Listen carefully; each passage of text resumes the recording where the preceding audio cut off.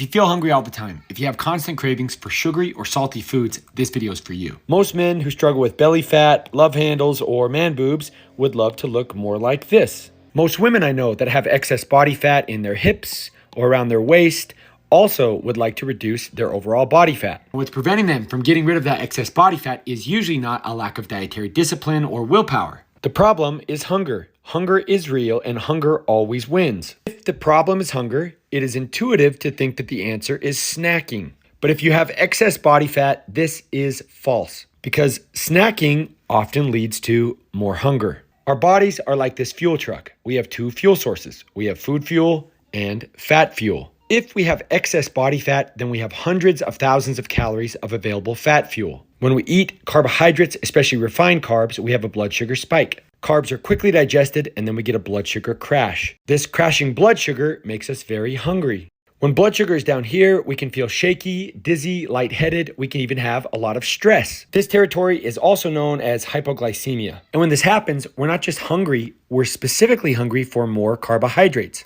And so even though we've got the excess body fat and we'd really like to burn that fat for fuel, because we're so hungry, we pour in more food fuel. This roller coaster is going to repeat itself all day long, and every time we're hungry, we're going to grab a few more bites of a little snack. This leads to a blood sugar roller coaster, feeling hungry all the time, but not losing any weight, and that's because insulin, the purple line, is always elevated.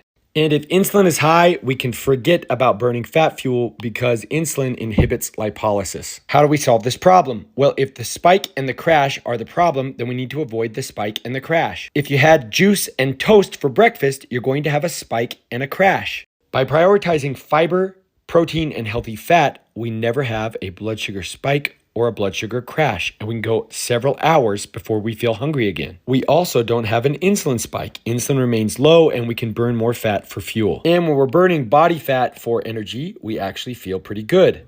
We don't have nearly as many cravings and our bodies start to transform. Foods that are high in satiety will help you feel less hungry.